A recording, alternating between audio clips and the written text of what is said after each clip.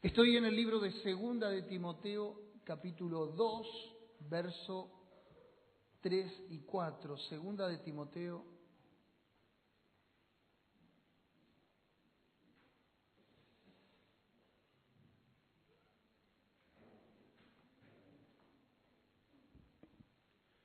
Como el mensaje que tengo en esta noche no es un mensaje positivo, sino un mensaje temático, cuando hablamos de un mensaje positivo estamos hablando de hablar de un texto y explicarlo, exponerlo y aplicarlo, ¿sí? Cuando hablo de un mensaje temático, estoy hablando de un tema en el cual voy a usar varios versículos de la Biblia, pero usted quédese tranquilo que lo vamos a poner en multimedia y usted nos va a ir siguiendo de ahí. ¿Sí? Ahora estoy en Segunda de Timoteo, capítulo 2, verso 3, y dice así: Tú, pues, sufre penalidades como buen soldado de Jesucristo. Ninguno que milita se enreda en los negocios de la vida a fin de agradar a aquel que lo tomó por soldado. Hasta ahí nomás. Y en esta noche quiero hablar del lenguaje de los soldados de Jesucristo. Quiero hablar del lenguaje, si se quiere la expresión militarizada que la Biblia aborda, porque aunque a usted le parezca algo medio extraño, sabe que la terminología militar en todo el Nuevo Testamento aparece porque la vida cristiana encuentra en esta figura la similitud. ¿Por qué? Porque la vida cristiana nos presenta enemigos, diga conmigo, enemigos. Nos presenta un cuartel o un campamento, la iglesia. Nos habla de armas, como por ejemplo la oración, la palabra de Dios, nos habla de la armadura, ¿sí? Nos habla de bajas y también nos habla de victorias o de triunfos. Así que vamos a ir viendo a lo largo de todo el Nuevo Testamento que la terminología militar o de milicia o de soldado era un lenguaje común y corriente. Primero empezamos con Mateo 8, del 9 al 10. No tiene que buscarlo si no quiere, va a estar en multimedia. Mateo 8, ¿sí? De 9 al 10 dice: Jesús encuentra un episodio interesante, porque también yo soy hombre bajo autoridad y tengo bajo mis órdenes soldados, y digo a este, ve y va, y a otro, ven y viene, y a mi siervo, haz esto y lo hace.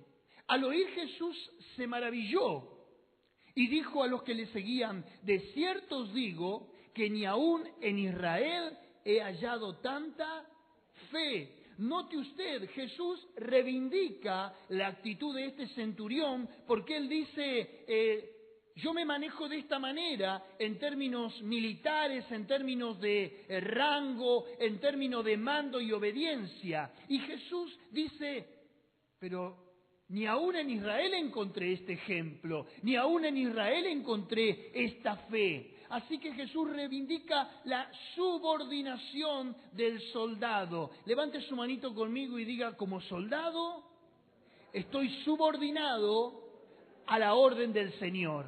¿Cuántos dicen amén? No hay soldado ni existe soldado que se maneje solo en el ejército. Siempre estamos subordinados por un superior. Siempre alguien de rango mayor nos tiene que ordenar. En este caso, él tenía un principio espiritual. Dice, yo me sujeto a Jesús porque debajo mío tengo soldados y cuando doy una orden, la cumplen. ¿Cuántos dicen amén? Pero también en Lucas 14:31... Jesús va a utilizar de nuevo un término militar o de milicia para rescatar un ejemplo. Lucas 14:31 y 32 va a decir: ¿o qué rey al marchar a la guerra? Note usted, ¿qué dice? Al marchar a la guerra. Jesús está hablando de un ejemplo cotidiano de su época. Al marchar a la guerra contra otro rey, no se sienta primero y considera si puede hacer frente con 10.000 al que viene contra él con 20.000. ¿Sí? 32.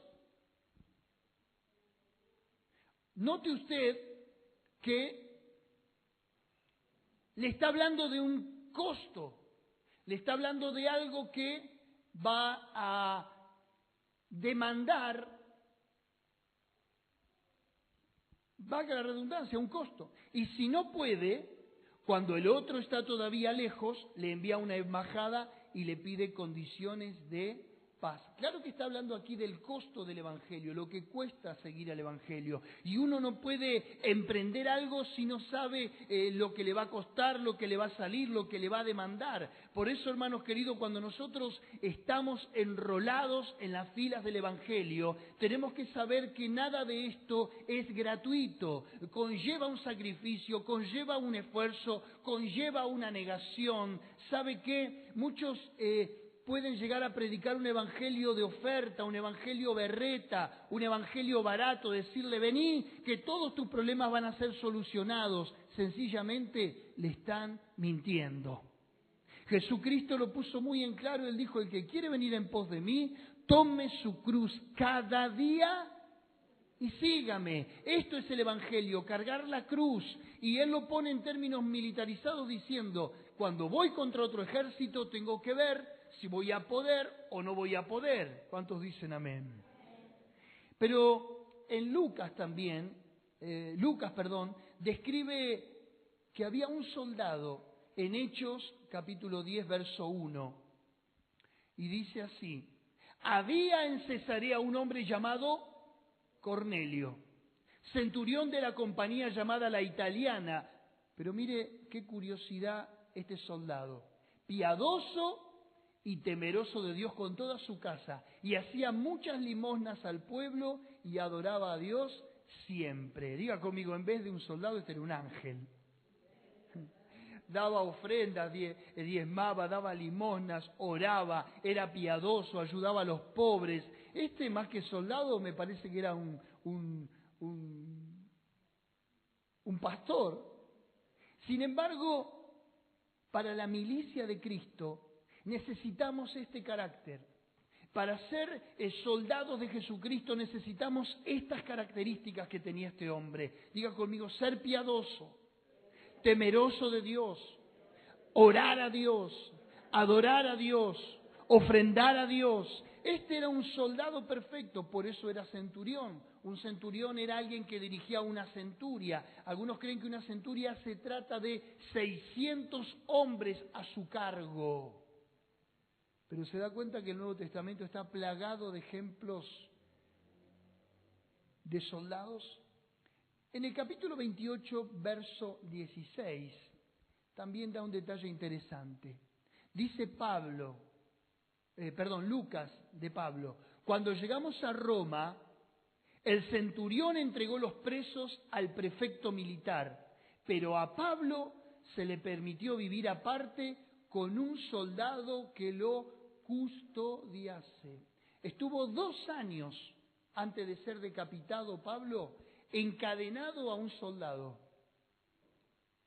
Claro, Pablo era una cosa así como un preso religioso, político, de parte de los judíos. Los judíos no lo querían, por eso lo mandaron a detener. Él no quiso apelar a un tribunal de turno y apeló a una Suprema Corte que era en estos casos el César. Pero Pablo estuvo 2 años preso y estaba encadenado a un soldado romano.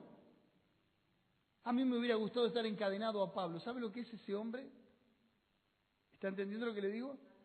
Es ser un hombre extraordinario de parte de Dios. Qué privilegio tuvo ese soldado. Qué custodio que tuvo. Más que el soldado custodiarlo a Pablo, yo creo que Pablo era el custodio de ese hombre.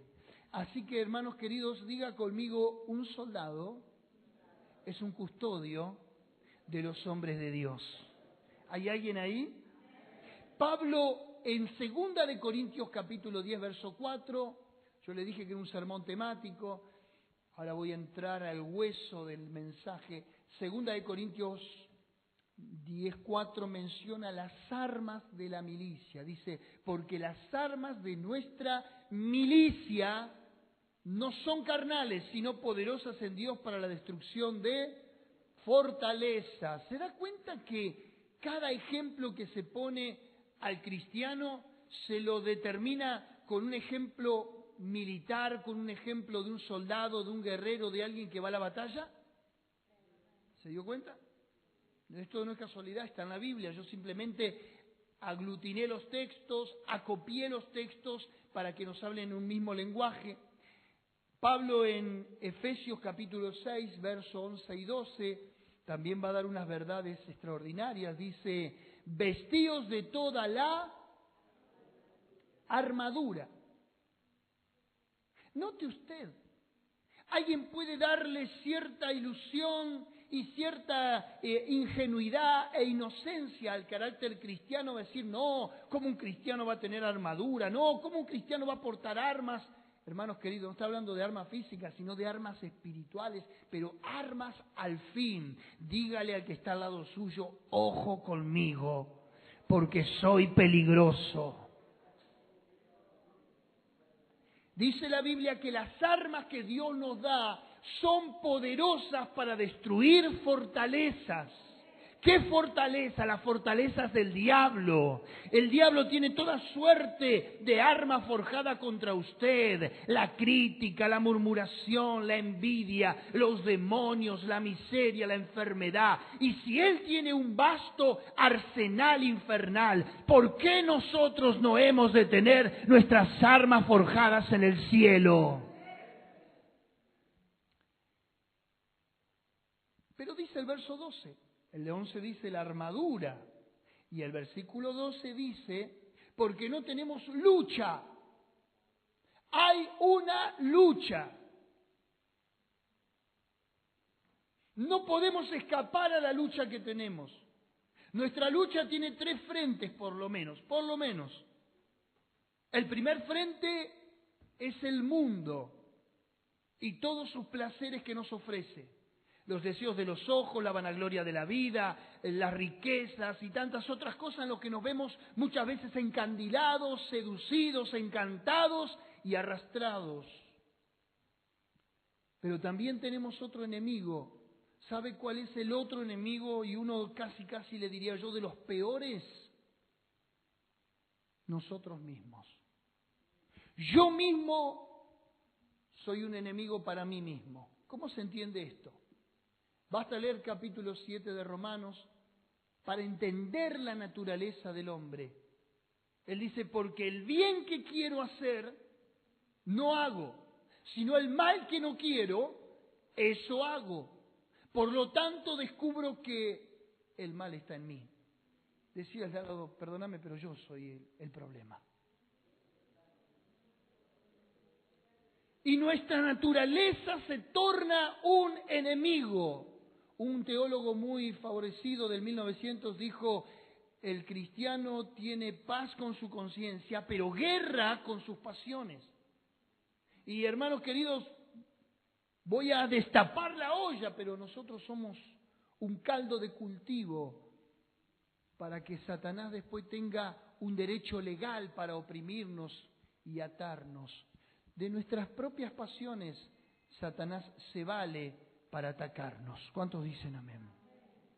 Y el último enemigo ya desenmascarado y conocido, Satanás, que así como tentó a Jesús en el desierto y así como fue blanco perfecto, todos los santos de la Biblia, ya sea José cuando lo acusaron de ser un abusador, un promiscuo en Egipto, en la esposa de Potifar, ya sea cuando a Daniel le prohibieron orar en Babilonia y lo arrojaron en un foso de leones, y ya sea cuantos hombres de Dios como Elías que lo intimidó, Jezabel, una bruja, una divina, y tantos hombres de Dios fueron atacados por distintas artimañas del diablo, así usted y yo de alguna manera siempre vamos a ser atacados por Satanás.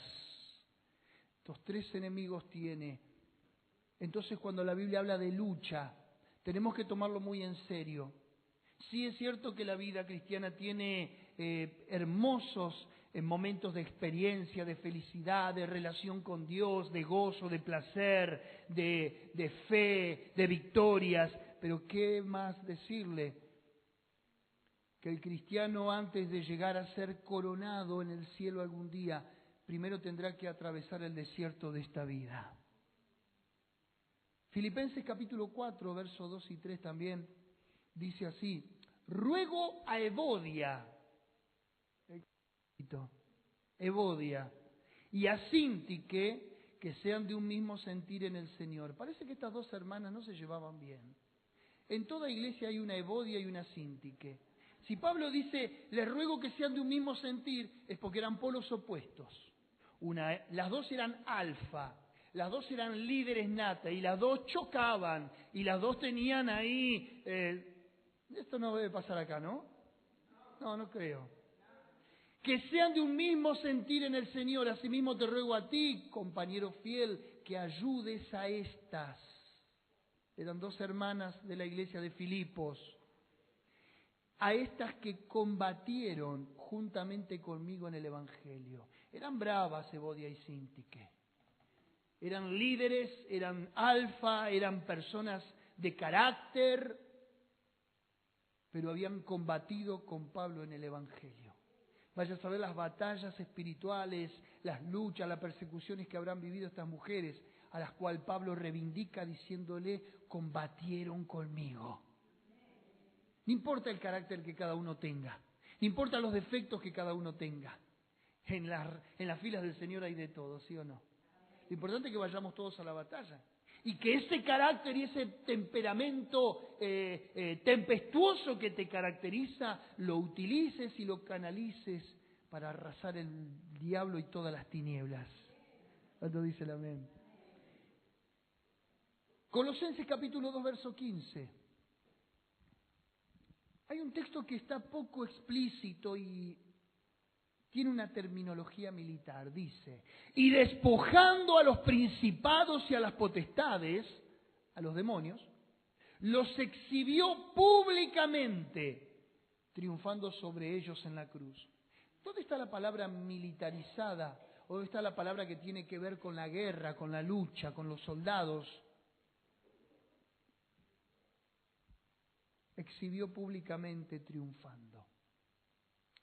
Cuando uno volvía de la guerra y entraba a la ciudad, las legiones, traían a los prisioneros de guerra atados, uno detrás de otro, exponiendo que habían traído el botín de guerra, los prisioneros de guerra, y públicamente lo mostraban para que los conciudadanos dijeran, ahí están nuestros héroes y nuestros valientes. Cuando Jesús muere en la cruz del Calvario, usted sabe que por 3 horas se tornó todo el cielo oscuro, con densas tinieblas, lo cual algunos creen que se trató de un eclipse, pero no hay más lejos de la realidad que eso. Eran los poderes espirituales que creían que el Hijo de Dios estaba siendo derrotado en la cruz del Calvario. Él los convoca y Él los exhibe para que todo el mundo vea lo que era crucificar al Hijo de Dios y los poderes espirituales que se cernían en torno a Él.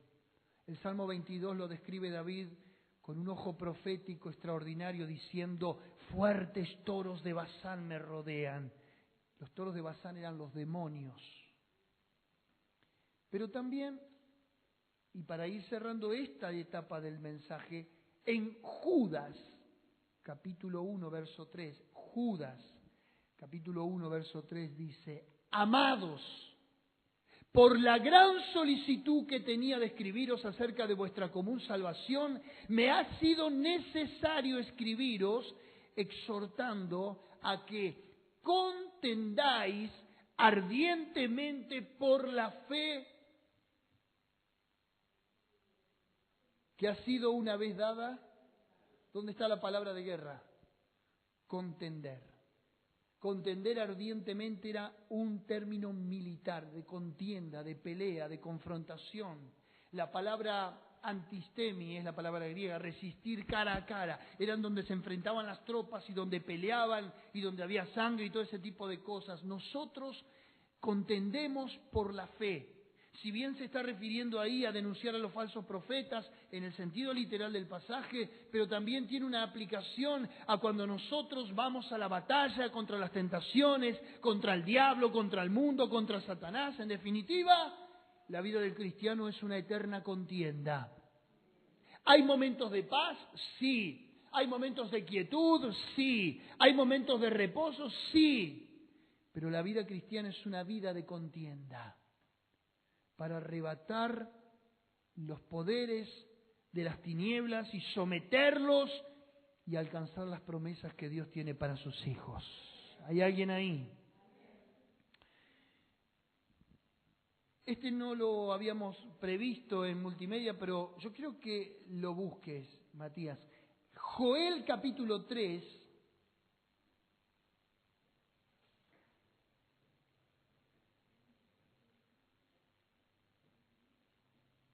Dice algo muy poderoso. Versículo 9 al 11 dice: proclamad esto entre las naciones, proclamad guerra. ¿Qué dice? Proclamad guerra. Pastor, no estamos en la Edad Media. Estamos en la era virtual, estamos en la era del Internet, estamos en la era de la globalización, del pluralismo religioso, social, económico. Hermanos queridos, nosotros no. Nosotros estamos en el mundo, pero no somos del mundo. A menos que usted no haya nacido de nuevo. Nosotros estamos prestados aquí, del reino de Dios, prestados aquí para salvar a cuanto más hombres podamos del reino de las tinieblas. Entonces estamos en una batalla, por eso dice: proclamad esto entre las naciones, proclamad guerra, despertad a los valientes. Decía el de al lado: hay que despertar el valiente que está dentro tuyo. Hay que despertar el valiente que está dentro tuyo. Despertalo, despertalo, despertalo. Decía: despertate, aprovechá y despertate, no te duermas. Hay un valiente escondido dentro tuyo. Hay un guerrero escondido dentro tuyo. No hay nadie aquí. Acá no hay ningún guerrero. Acá el único guerrero soy yo. Yo soy el único que quiere guerra acá. Hermanos queridos, hay un valiente, y esto va en serio, hay un valiente dentro de usted. ¿Sabe cuándo sale el valiente? Cuando el diablo te ataca. Y cuando te hartaste de ser el felpudo. Y cuando te hartaste de que te toquen tus hijos. Y cuando te hartaste que te toquen tu economía. Y cuando te hartaste que te toquen la salud. Entonces ahí te empezás a decir: basta. Ahora me vas a conocer. ¿Seguro? Proclamad guerra, despertad a los valientes, acérquense, vengan todos los hombres de guerra. Mire lo que dice Joel. Forjad espada de vuestros asadones y lanzas de vuestras hoces. Diga al débil fuerte. Según Joel, todos deben ir a la lucha. Y fíjense que no son guerreros, son gente campesina los que está convocando. Son agricultores, labradores, pastores quizá, porque los llama a convertir la herramienta de trabajo en un arma. Claro que es una figura, pero los llama a convertir las hoces en lanzas y los asadones en espada. Vale decir que el cristiano promedio, el creyente común y corriente, sin desmerecer ningún rango, ningún laicado, ningún clero, nada, vamos a ponernos todos en el mismo espacio, pero hablo de el común denominador de la congregación, aquella persona que a lo mejor podría representarse de alguien pacífico, ahora está también convocado a ocupar las filas del Señor para librar las batallas de Dios. Lanzas de vuestras hoces, espadas de vuestros asadones. Convertí tu herramienta en un arma de guerra. Pasá de lo común y de lo ordinario a algo que va a ser potenciado en Dios para la victoria. Y por las dudas, si alguien no se anima o no descubrió el valiente dentro suyo, Joel termina diciendo, diga al débil, fuerte soy. ¿Hay algún débil acá? ¿Hay algún débil? Sí, yo. ¿Pero qué voy a decir? Soy fuerte. ¿Usted cree que no les temblaban las piernas a los soldados cuando veían semejantes ejércitos con los brillos de los sables enfrentándose uno a otro? ¿Usted cree que no? ¿Por qué se cree que se utilizan las arengas de guerra, los himnos de guerra? ¿Por qué se vociferan? ¿Por qué? Porque están sacando de adentro lo que no tienen, la adrenalina. Están tratando de amedrentar al adversario. Aunque usted le tenga miedo, usted dígale, no le tengo miedo a nadie. Mentira. ¿Qué no le vamos a tener miedo? Sería una irracionalidad no tener miedo a un enemigo. El tema es que diga al débil, fuerte soy. De la boca para afuera aunque sea. Pero diga, soy fuerte en Cristo Jesús. Amén. Ahora, volviendo a Timoteo. Capítulo 2, segunda de Timoteo, donde habíamos empezado. Simplemente era para mostrarle que la Biblia habla de la guerra, del valiente, del soldado. Y si hay algo que en este tiempo la iglesia necesita es este tipo de gente.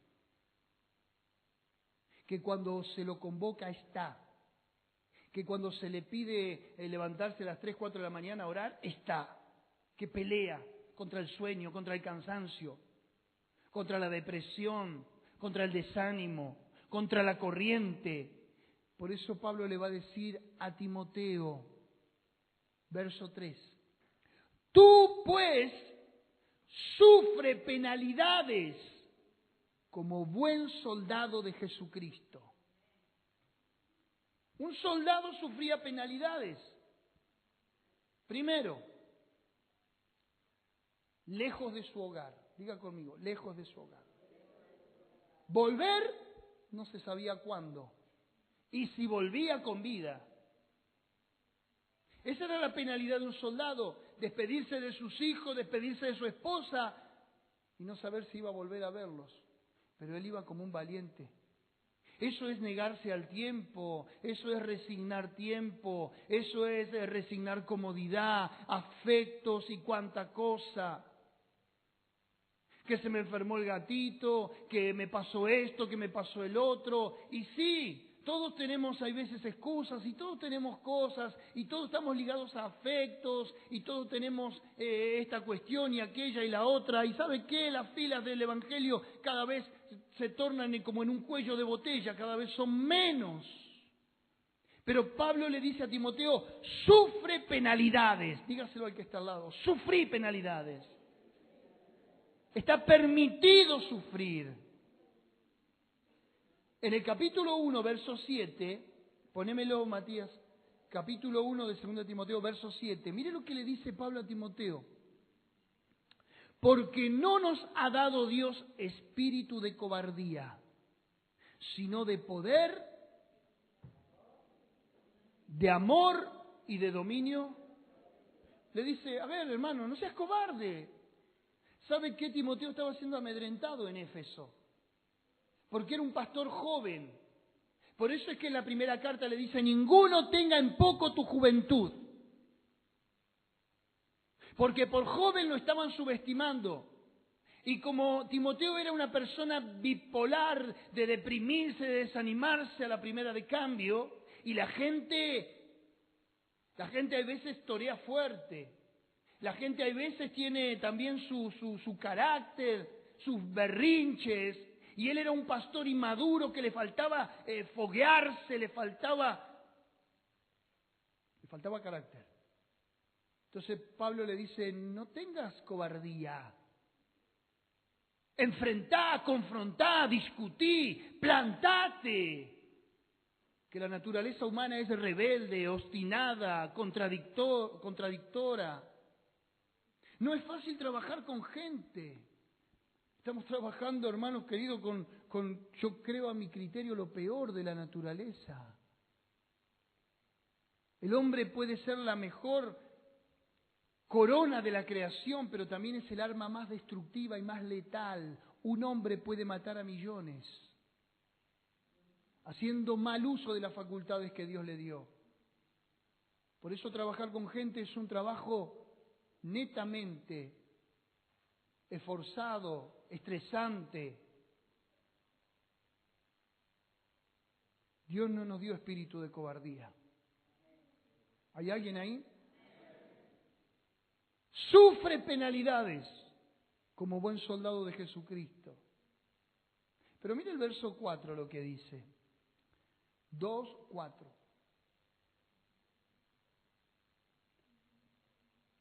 Ninguno que milita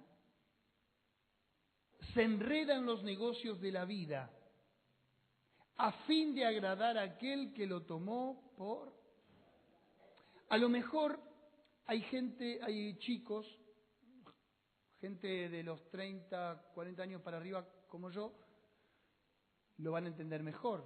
Y cuando estaba el servicio militar, ¿cuántos se acuerdan? ¿Sí?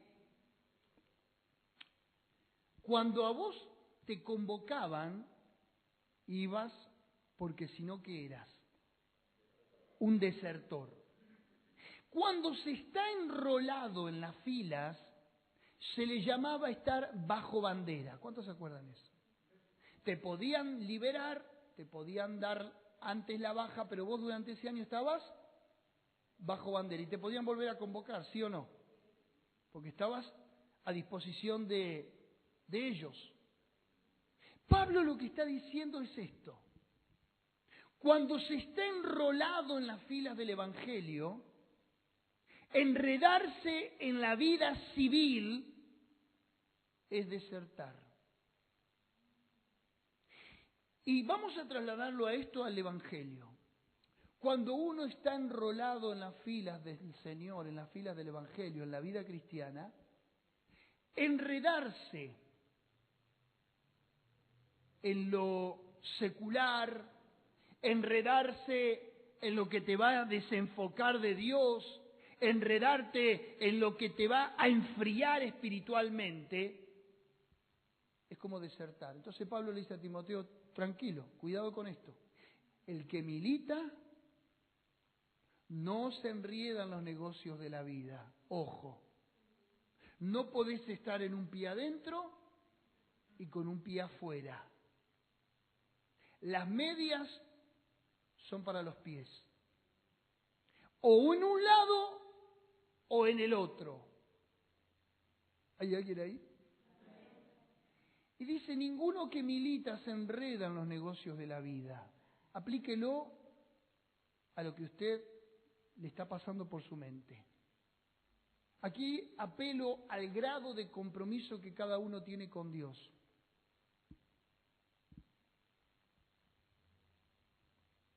Pero dice algo más interesante. A fin de agradar a aquel que lo tomó por soldado. Estos días estuve haciendo una investigación. ¿Por qué soldado? Así que fui a los libros. No hay otro. Y la palabra soldado deriva de la etimología de una palabra latina que era a sueldo. ¿Cómo? A sueldo. Hay otra palabra en el medio. Pero un soldado era alguien a sueldo. Era contratar una persona para que te defienda o era contratar mercenarios para ir a pelear y a defender una causa.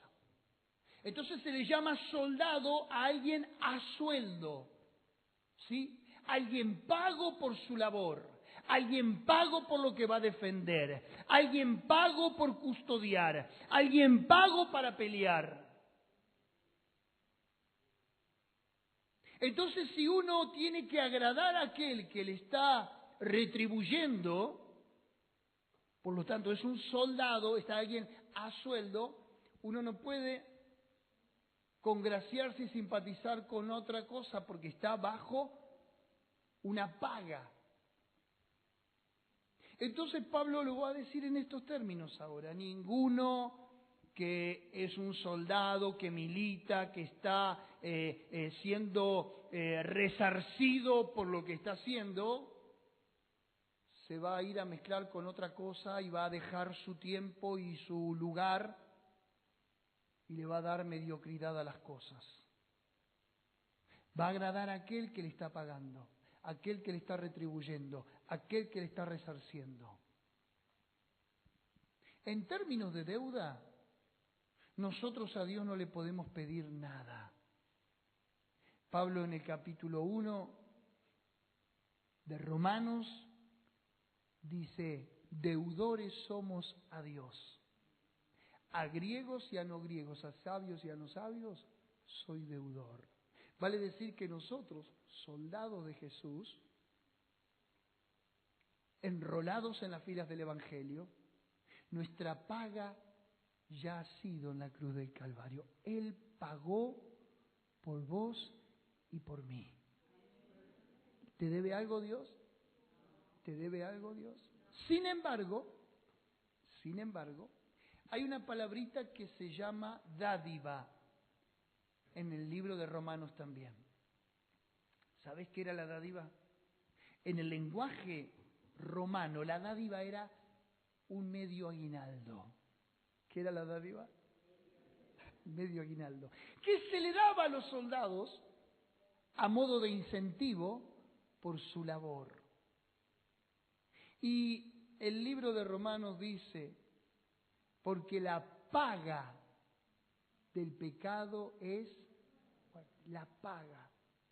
Note usted, ¿qué paga miserable que nos da el pecado? ¿Cuál es la paga del pecado? Más la dádiva de Dios es vida eterna. O sea que vos con la salvación estás teniendo como un medio aguinaldo más. ¿Cuántos lo están esperando? Es ese bendito bono que están esperando. No. Después editamos esto. ¿Cuántos dicen amén? Qué miseria que paga el diablo. La paga del pecado es muerte, mas la dádiva de Dios es vida eterna en Cristo Jesús. Hermanos queridos, cierro con esto.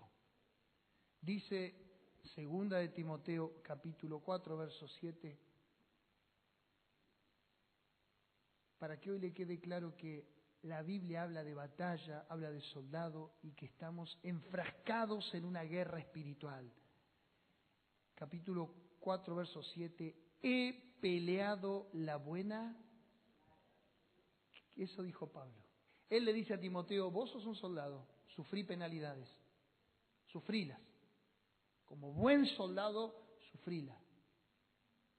Y él termina diciendo en el declive de su vida, de su vejez, ya a punto de ser decapitado: he peleado la buena batalla. Va a llegar un día, mi amado, va a llegar un día donde ya Dios no te va a poner la carga de la batalla, donde ya no va a pesar sobre vos el rigor de la violencia con el que la vida nos trata. Va a llegar un momento donde ya vas a ir dejando la espada de lado para llamarte Dios y decirte: peleaste la buena batalla. Pablo dijo: ya está, ya hice mi parte. Y quiero decirte lo que le dijo la pastora el otro día a alguien: perdiste una batalla pero no la guerra. Si por alguna razón te vistes derrotado, te vistes asateado por Satanás, te vistes deteriorado por la enfermedad, por la crisis, por la traición, por infinidad de cosas. Esa es una batalla.